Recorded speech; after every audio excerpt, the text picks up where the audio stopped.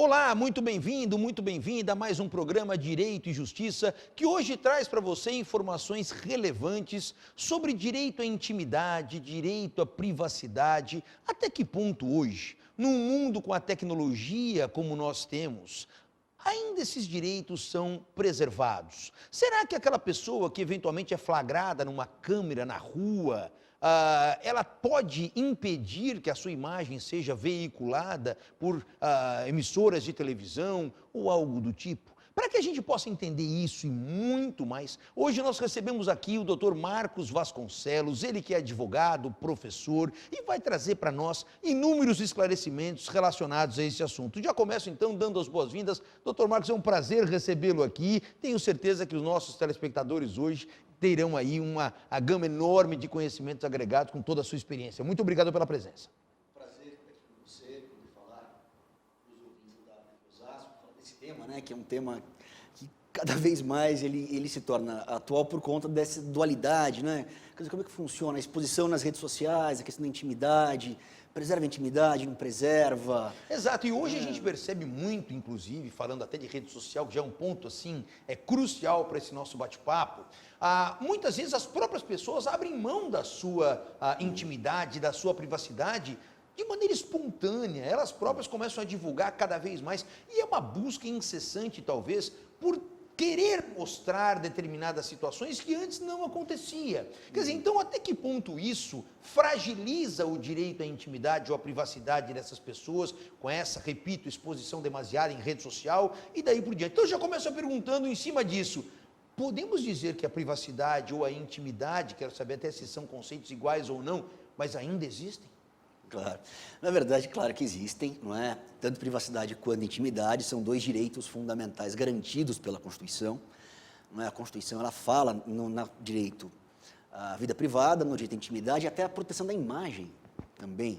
Não é? Tendo visto que a imagem ela é um reflexo também da sua personalidade. Mas há uma diferença técnica que muita gente não sabe entre a privacidade e a intimidade. O direito à privacidade, ele envolve aquelas relações que você quer proteger vamos dizer assim, da sua vida pública.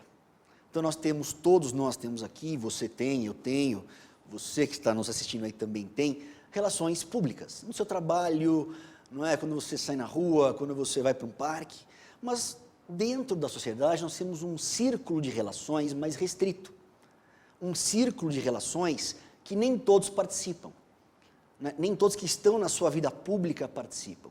Esse círculo mais restrito é o que nós vamos chamar de vida privada ou privacidade. Então, nesse círculo de vida privada, existem relações que eu quero proteger de quem está na minha vida pública. E daí vem a questão da proteção, por exemplo, do sigilo bancário. Eu ter direito ao meu sigilo bancário decorre desse direito à privacidade. Eu não sou obrigado a divulgar para você as minhas movimentações. É um aspecto de uma relação mais fechada, de uma relação pessoal. Então, isso seria a vida privada. A intimidade, ela se dá num contexto ainda mais restrito. A intimidade existe dentro da que a gente chama da privacidade. Ela seria um círculo mais fechado ainda. Então, vou te dar um exemplo. Eu sou casado, não é? E outro dia minha mulher chegou para mim e falou assim, olha, chegou uma carta para você, eu vou abrir. Eu falei, olha, não. Eu falei, deixa que eu abro, tá? Essa é uma carta, uma questão do banco, uma questão pessoal minha, eu prefiro abrir. Ela ficou meio chateada, brincou, mas é uma brincadeira que nós fazemos para mostrar o direito à intimidade. Não é? Quando alguém, por exemplo, se seu irmão vai na sua casa e abre uma carta tua, ele não está violando a tua privacidade, ele está violando a tua intimidade. Porque o teu irmão, alguém que é da tua família, já participa da tua vida privada. Então, quando ele abre uma correspondência pessoal, ele já está entrando na seara da intimidade. Aquele pai que vai no quarto da filha. Eu não vou discutir se o pai que entra no quarto da filha para saber se a filha está consumindo maconha ou não, enfim. Eu não vou entrar se o pai ele teria esse poder ou não, nesse momento. Mas há uma questão de intimidade, sim. Não é? Se a filha é maior de idade, a gente pode falar que o pai está violando a intimidade dela. E agora você tocou num ponto interessante, quer dizer assim, pegamos o exemplo da filha maior, mas e os filhos menores? Ou seja, a partir de que momento alguém pode dizer, olha, essa é minha intimidade, daqui para frente eu não permito uma invasão. Claro que se a gente for pensar numa criança, ela não tem nem essa ideia para poder confrontar. Mas não é por isso, imagino, que ela não tenha o direito à intimidade. Não, perfeito, ela tem, claro que tem. Claro que quando nós falamos em crianças, ela não tem a maturidade, obviamente, para exercer o direito. Para exercer aquele direito. Não é? E claro que os pais, nessa preocupação com os filhos, ainda mais hoje, né, com essa exposição que nós falamos de mídia social, esse acesso tão rápido à informação, é claro que quando se trata de filhos menores, eu acho que os pais, eles, dentro dessa questão do pátrio poder, até pela proteção do filho, eles podem, claro, ter um controle maior do que o filho pode acessar. Mas isso não quer dizer que o filho não tem o direito à intimidade dele, de, por exemplo, de falar no celular com os amigos. Claro que tem. Claro, perfeito.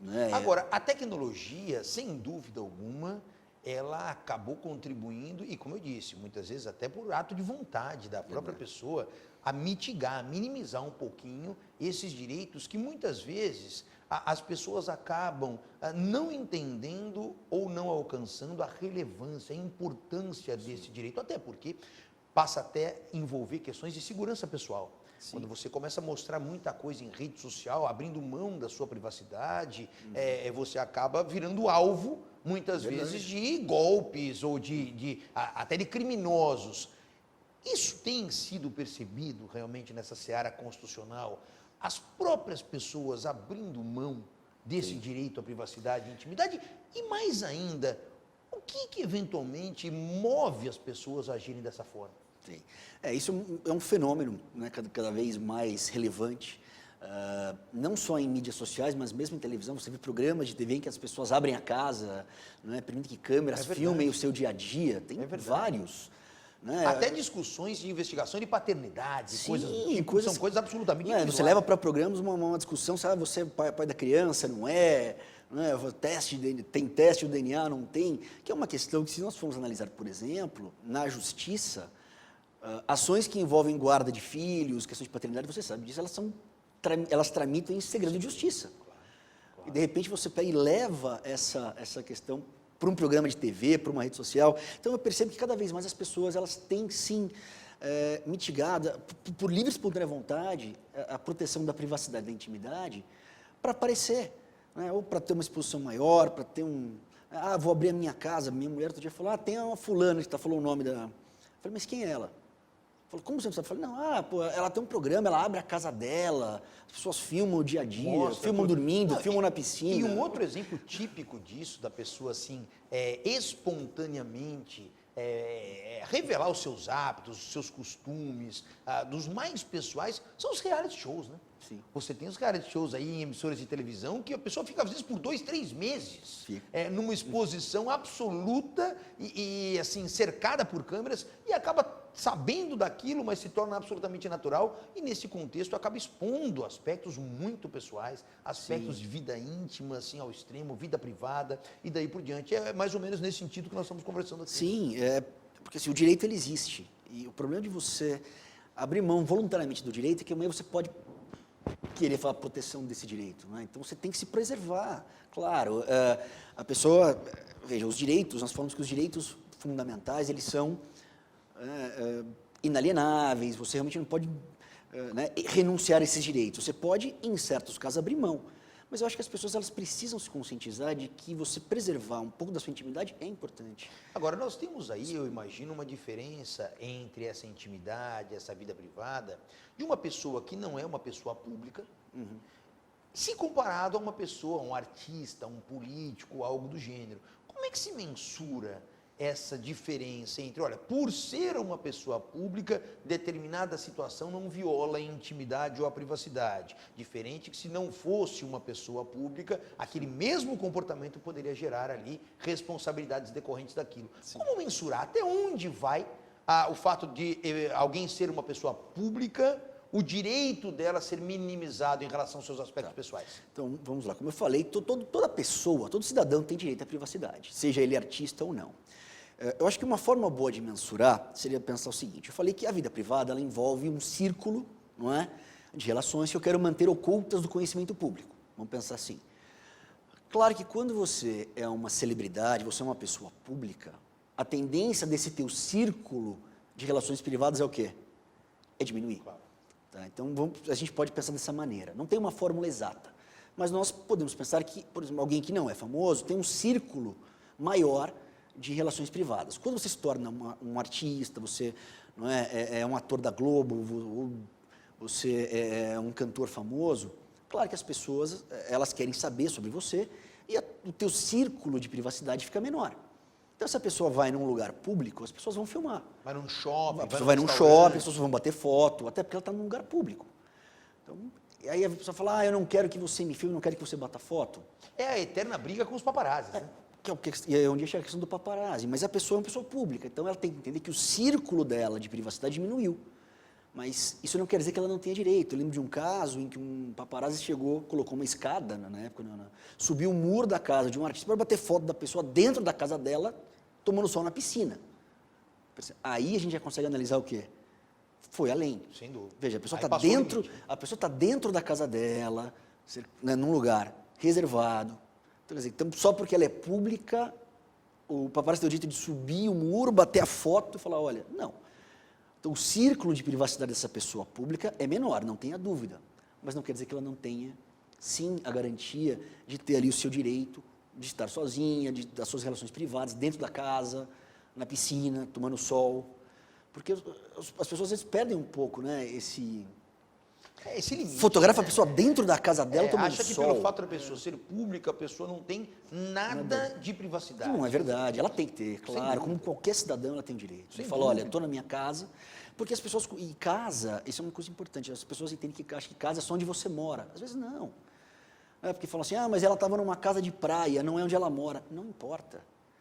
Nós entendemos que casa pode ser qualquer lugar fechado, qualquer compartimento fechado, onde você possa desenvolver relações pessoais. Então, se eu moro em São Paulo, mas tenho uma casa de praia, não importa. Se eu estiver dentro da minha casa de praia, onde eu vou uma vez por ano, enquanto eu estiver nessa casa de praia, é casa.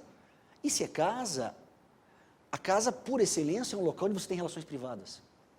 E nesse aspecto surge uma outra questão interessante. Hoje nós sabemos que grande parte da população brasileira, ela vive, não tem a casa própria e vive numa situação em que ela aluga um imóvel de alguém. E surge sempre aquelas discussões se o proprietário do imóvel em que você reside, ele tem o direito de ingressar na casa para poder verificar o estado, por exemplo, de conservação do imóvel e daí por diante. Como é que fica o direito à privacidade dentro da casa daquele que é inquilino se confrontado com o titular do bem?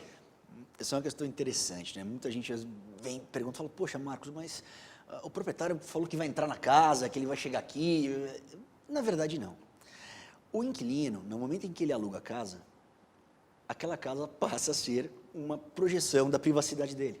Sendo uma projeção da privacidade dele, onde ele tem relações pessoais com a família, com a esposa, com os filhos, enfim, ela está protegida. Então, o proprietário imagina que o proprietário chega um dia à noite e fala assim, minha casa eu vou entrar, não vai. Realmente, assim, não pode. O proprietário ele não pode chegar a hora que ele quiser, ele vai entrar, via de regra, se houver consentimento do inquilino. Essa é a regra. Ele entra mediante consentimento. Mas então ele nunca vai poder entrar na casa para verificar? Até vai. Se houver uma previsão no contrato e se houver antes, primeiro, um aviso prévio. Um agendamento, né? Tem que ter um agendamento, tem que ter um aviso prévio. Né? Tem que ser agendado e tem que ser durante o dia. Num horário que seja um horário compatível com... Então, o cara não pode marcar de chegar e falar, não, meia-noite eu vou chegar. Não, não vai. E isso vale também para locação comercial? Então, por exemplo, imagine um indivíduo que ele tem um imóvel alugado, onde nesse imóvel alugado funciona o escritório dele. Né?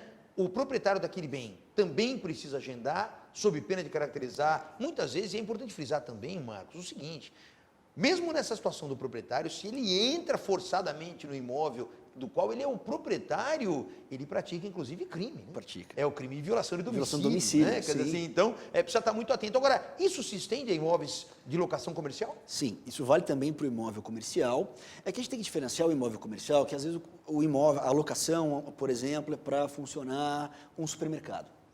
Então, claro, a parte aberta, a parte de acesso ao público do supermercado não é casa. Claro. Mas, obviamente, que um escritório fechado, um escritório de advocacia, Então, eu sou advogado, aluguei um imóvel e nesse imóvel coloquei o meu escritório de advocacia. O meu escritório é casa? É. O escritório é considerado casa, sim. Não é? Por quê? Porque é uma extensão do meu trabalho, ele também uma extensão da minha privacidade. É o lugar onde eu exerço a minha profissão, onde eu exerço, né, o meu ganha-pão, vamos dizer assim. Então, o meu escritório de advocacia, mesmo locado, é casa.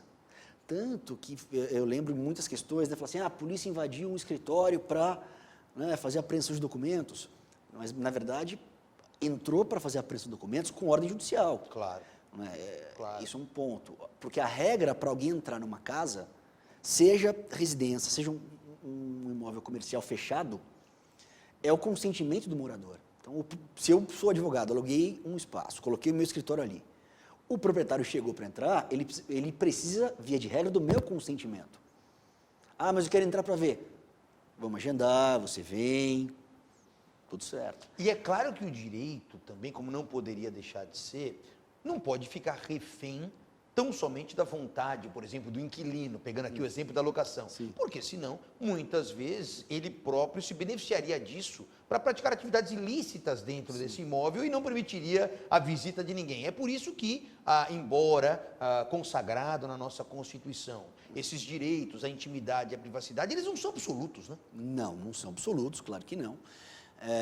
A casa, mesmo se nós formos dar um exemplo, né, que eu falei agora, então você tem um escritório e aí com mandado judicial, né, é possível que a polícia entre na casa mesmo contra a vontade do morador. Tá? E não é o único caso.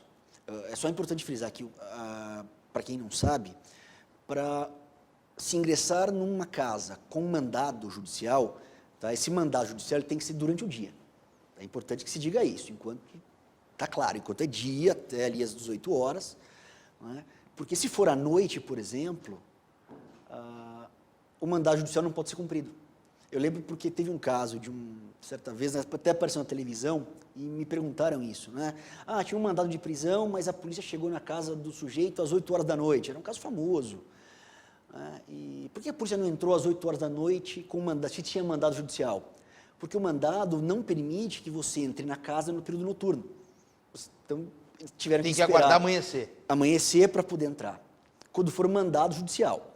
Você poderia entrar na casa a qualquer hora, contra a vontade do morador, em 3 casos. Tá?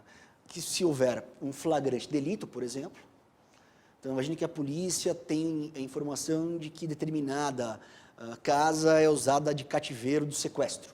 A gente fala extorsão mediante sequestro, mas é um sequestro, né, que a pessoa conhece.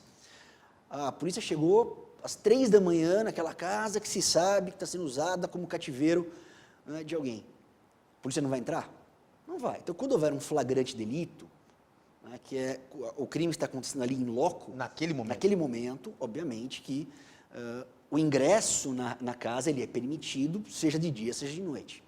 Assim como no caso também de desastre, né, senão nós teremos o absurdo de uma casa pegando fogo na parte dos fundos, e os bombeiros pedindo autorização para entrar, falar com licença, né? A casa está pegando fogo. Enquanto não tiver autorização, não entra. Não entra, não. Então, se houver um desastre, claro que também é permitido. Também é permitido a entrada, assim como para prestar socorro. Né? Eu lembro que uma vez um aluno falou, poxa, professor, meu vizinho, certa vez eu escutei que ele estava batendo na esposa. Se eu quisesse entrar na casa para socorrer a mulher, eu poderia? Eu falei, olha, eu não recomendo. Mas você pode. Por quê? Prestar socorro. Você poderia entrar e prestar socorro àquela vítima de agressão na casa? Sim, a Constituição permite o ingresso para prestar socorro durante o dia, durante a noite. Né? Então você poderia entrar, ou então você poderia chamar a polícia, falar à polícia, olha, está tendo uma agressão, a polícia chegaria lá no local e entraria, né, para também prestar socorro. Os nossos telespectadores começam a participar aqui do programa, já mandando perguntas. Nós estamos recebendo você que está chegando agora, Dr. Marcos Vasconcelos, que é professor, advogado, esclarecendo aqui aspectos muito importantes sobre o direito à intimidade e o direito à privacidade. E já começa a chegar aqui algumas manifestações, Marcos. A Diva Fogaça nos acompanha aqui, parabenizando pelos esclarecimentos. E o André, do final telefone 7866, ele diz o seguinte, que ele foi fotografado no calçadão de Osasco, há algum tempo atrás, e essa imagem dele passeando por ali acabou sendo exposta em diversos locais, se isso é permitido ou não. Então, essa é uma questão interessante, que envolve também um aspecto que nós falamos, que é a questão do direito de imagem. Né? A partir do momento, se for, por exemplo, uma foto, eventualmente ele estava andando ali, né? E também tirando andando uma num foto, lugar público. num lugar público. Veja, você não está inicialmente num local fechado, você está num lugar público. Mas a partir do momento em que começa a haver uma exploração da imagem, aí a coisa já muda um pouco de figura. Por quê? Porque aí já entra outro aspecto ligado à questão da vida privada, que é a proteção da imagem. Então, não se pode usar a sua imagem para fins, né, comerciais, a não ser com a sua autorização. Sim. Né, que aí... Isso é muito o que acontece também, Marcos, com aquelas pegadinhas. Exatamente. É isso? Também, você vai participar de uma pegadinha, né? A pessoa está fazendo aquilo para usar, ela vai usar a tua imagem para um programa de TV. E automaticamente para fins comerciais, claro, porque aquilo atrai porque, audiência, sim, consequentemente retorno financeiro. Porque o que eles buscam é audiência Claro. é dinheiro. Então, claro que aí, nesse caso, teria que ter uma autorização para o uso de imagem. Então, no caso dele, assim, bateram uma foto, apareceu, por exemplo, uma foto no jornal. Então, imagine que o Jornal de Osasco bate uma foto dizendo, olha, dia de intenso movimento no calçadão de Osasco. Problema nenhum. Nesse caso, ele está no lugar público, não é? Foi uma foto para o jornal para mostrar o calçadão de Osasco e, por acaso, ele estava lá. Aí não há que se falar em violações de Ele privacidade. não era o alvo da... Ele não era o alvo da coisa. Mas a partir do momento que ele é fotografado e se começa a utilizar a imagem dele, aí eu acho que ele pode, sim, se houver especialmente uma exploração, né, em mídias, então, ele pode, na verdade, obstar que isso aconteça nessa questão, como eu falei, aí da proteção da imagem. O Márcio Santos pergunta para nós aqui o seguinte, a questão da privacidade no ambiente de trabalho, a instalação daquelas câmeras de monitoramento, que muitas vezes as empresas todas têm, escritórios possuem também. Isso é permitido ou não? E onde pode ser colocada essas câmeras para que não venha a atingir a privacidade e a intimidade de alguém? Essa é uma questão interessante, né? Até que ponto o ambiente de trabalho ele pode ser vigiado? E claro que existe a possibilidade da câmera no local de trabalho, existe, tá? É possível, até por uma questão de segurança, uma questão de monitoramento, enfim. A empresa ela pode, dependendo do lugar, que haja uma invasão ou que haja um comportamento não condizente com o local de trabalho, então é possível a câmera no local de trabalho, sim, mas não, por exemplo, no banheiro. Claro. Em locais onde a pessoa efetivamente tem a questão de privacidade, não. Então, um vestiário, um banheiro, não é? Nesses locais onde a pessoa ela tem um aspecto mais fechado de privacidade, não. Mas num ambiente, por exemplo, na parte onde estão ali as mesas, né? Recepção, os locais, né? assim, de circulação de pessoas. A circulação de pessoas, eu não vejo problema. Por quê? Porque aí é uma questão interna. Claro. Não é? Obviamente que o dono da empresa, né? O dono do escritório não vai poder expor essas imagens.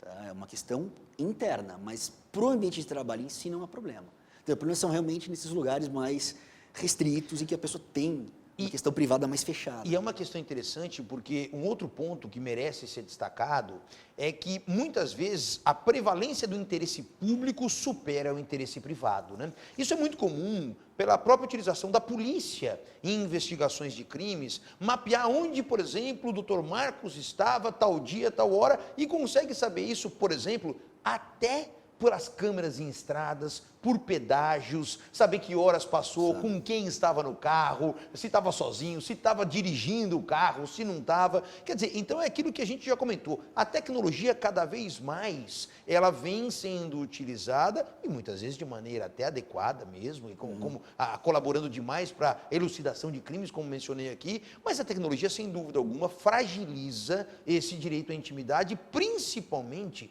quando nós estamos em locais, como foi mencionado aqui até, calçadões, ou locais públicos, estradas, shoppings e daí por diante. Agora, uma outra questão sobre esse aspecto, e que me parece muito relevante, é a questão da possibilidade, e aí eu já pego duas situações diferentes, porém próximas. Primeiro, a gravação de uma conversa ambiental. Muito comum, as pessoas vão participar de uma determinada reunião, gravam aquela reunião.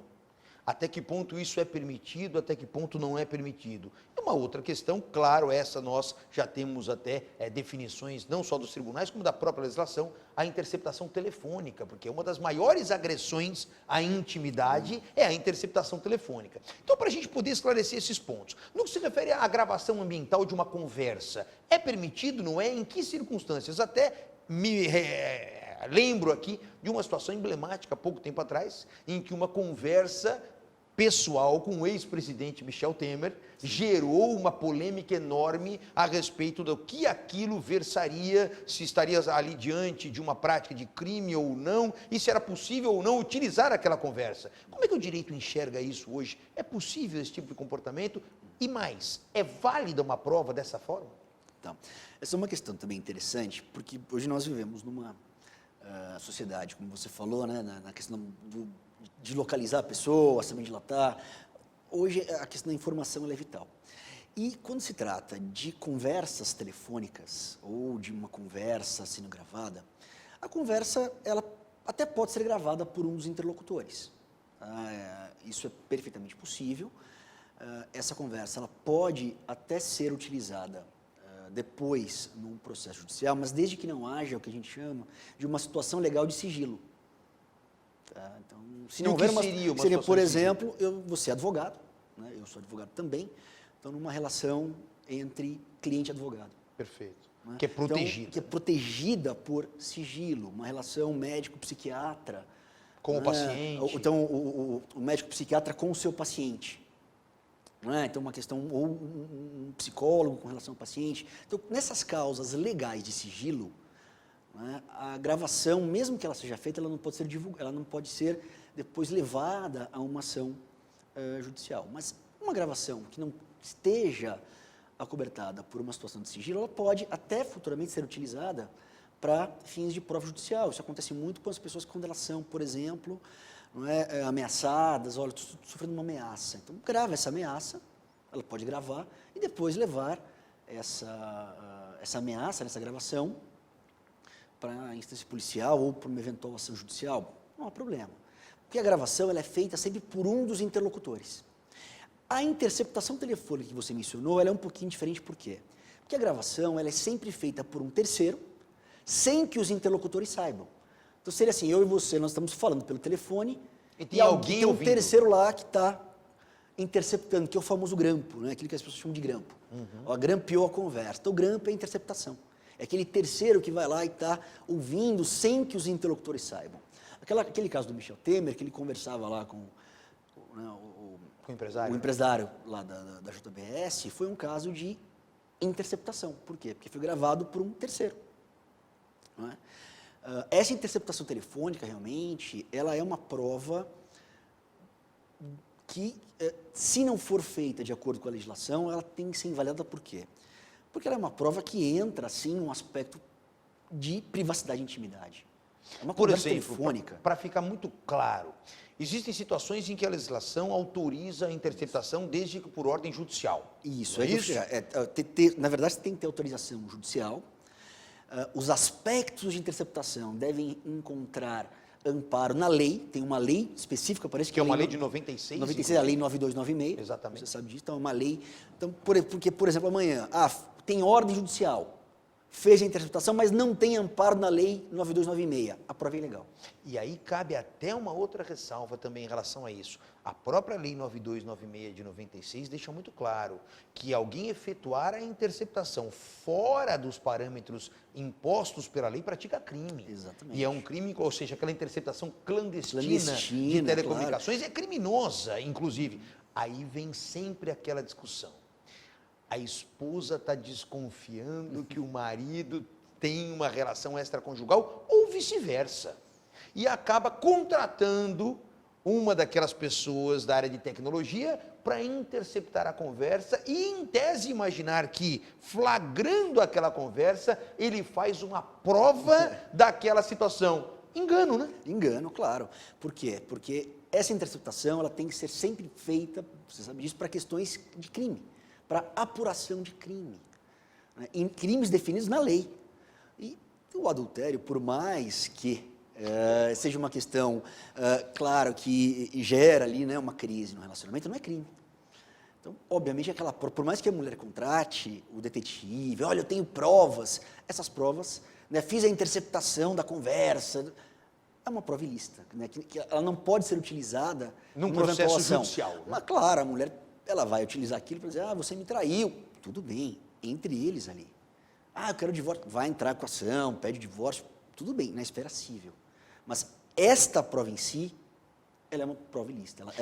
Não pode ser usada como prova, efetivamente. E esse é um exemplo claro de que nem tudo que é imoral é ilegal, né? Pois é. Esse é um exemplo claro disso, Claro, né? porque há uma imoralidade, mas não existe ali uma ilegalidade, efetivamente, né? A prova é ilícita. Mas, claro que... Não há como você explorar isso para obter algum tipo de resultado, seja em qual esfera for. Muito bem. Dr. Marcos Vasconcelos, nosso programa de hoje chega ao final. Quando o tema é gostoso, passa rápido, né? Passa rápido, mas eu tenho certeza que os esclarecimentos foram inúmeros. Eu quero lhe agradecer muito a presença, renovar o convite para uma próxima oportunidade. Tenho certeza que as pessoas que nos assistem têm aí já uma grande noção dos principais aspectos. Muito obrigado pela presença. Eu que agradeço a todos vocês que nos ouviram, que mandaram as perguntas, né, que participaram. Foi realmente um prazer estar aqui e estou à disposição para um próximo programa. Nós tratamos de um outro aspecto importante, enfim, estou à disposição. São muitos assuntos que ficam pelo caminho por conta do nosso tempo, mas sem dúvida alguma sua presença aqui já está mais do que certa num futuro breve. O nosso programa Direito e Justiça fica por aqui e nos vemos no próximo. Até lá!